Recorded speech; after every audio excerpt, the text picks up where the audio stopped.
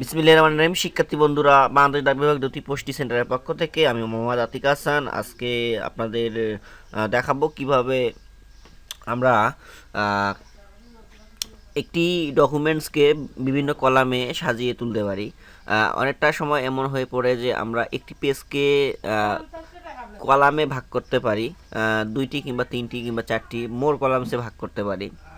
তো সেই ক্ষেত্রে এই কলাম নামের যে অপশনটি আছে এটি যদি আমাদের জানা থাকে তাহলে আমরা অনায়াসে সেই কাজটি করে দিতে পারবো। কিন্তু বিষয়টা হচ্ছে যে কী রকমের কলাম আমি ইউজ করলে পেজের যে ডেকোরেশন সাইজটা থাকে সেইটি ঠিক থাকবে। আসলে সেটি একটা ইম্পর্ট্যান্ট বিষয়। এমন হয়ে গেল যে আমি কয়েকটি কলামে ভাগ করলাম কিন্তু আমার যে ডেকোরেশন সেটি আর ঠিক থাকলো না।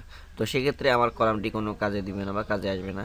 তো আমরা অবশ্যই চেষ্টা করব যে পেজের সাথে সঙ্গতি রেখে কিভাবে আমরা কলামগুলোকে গুছিয়ে রাখতে পারি, অর্থাৎ কী রকমের কলাম পেজটিকে আরও সুন্দর ডেকোরেশনে নিয়ে যায় সেইটি আমরা আজকে দেখার চেষ্টা করব। তো এই জন্য আমাদের যেটি করতে হবে, আমাদের অবশ্যই আমাদের সফটওয়্যার কিন্তু ইনস্টলে পেজ লেআউটে আসতে হবে। পেজ লেআউটে আসার পর আমরা এই কলামস নামের যে অপশনটি আছে সেটি আমরা খুঁজে বের করব এবং সেটিতে ক্লিক করে আমরা দেখতে পাবো যে অ্যাড অর রিমুভ কলামস, অর্থাৎ যদি আমার কোনো কলাম পূর্বে থেকে থাকে সেটা আমরা রিমুভ করতে পারি, কিংবা যদি আমাদের কোনো কলাম না থেকে থাকে তাহলে আমরা সেই কলামটা অ্যাড করতে পারি। তো এইখানে আমি কার্সর নিয়ে যাওয়ার পর একটা মেসেজ শো আছে যে add or remove columns spilled your text into two or more columns. বলছে যে দুই কিংবা তার অধিক কলাম সেখান থেকে ইউজ করা যেতে পারে টেক্সটগুলোর মাঝে। You can also choose the width and specifying your columns or use ones the preset formats. অর্থাৎ এখানে বলছে যে আমরা চুজ করতে পারি উইড এবং স্পেস, এখান থেকে আমরা উইড দিতে পারি এবং স্পেসেও কাউন্ট হিসেবে দিতে পারি।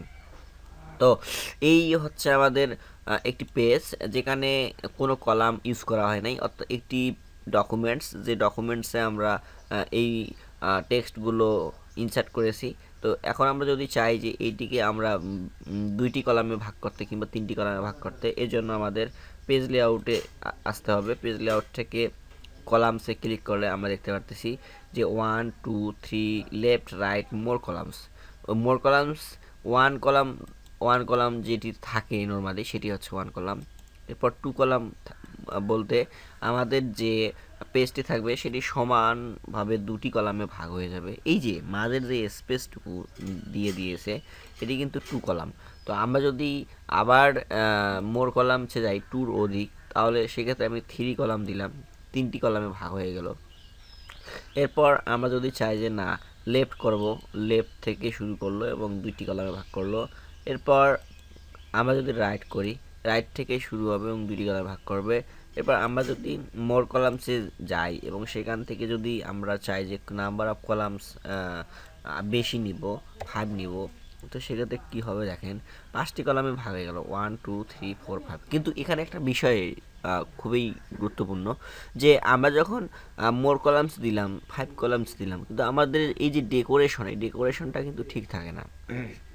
তো আমরা আমাদের যেটি ইউজ করলে ব্যবহার করলে আমাদের কাছে ভালো, অন্যের কাছে ভালো, সেই কলামটি ইউজ করার চেষ্টা করব। তো এখান থেকে আমরা কি করতে পারি, কলামের সাইজ দিতে পারি।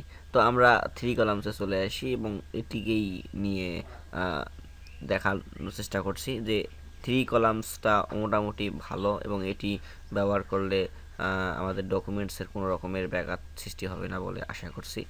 তো আপনারাও এইটি দেখে দেখে করার চেষ্টা করবেন এবং কোনো রকমের সমস্যা হলে অবশ্যই আমাকে লাইক কমেন্ট করে আমাকে জানাবেন যে আসলে আপনারা বুঝতে পারছেন কি না। আর যদি কোনো রকমের সমস্যা আমি তো অবশ্যই আপনাদের দেখিয়ে দেওয়ার চেষ্টা করব। তো আজ এ পর্যন্তই, আবারও আপনাদের সুস্বাস্থ্য মঙ্গল কামনা করে শেষ করছি। আল্লাহ হাফেজ।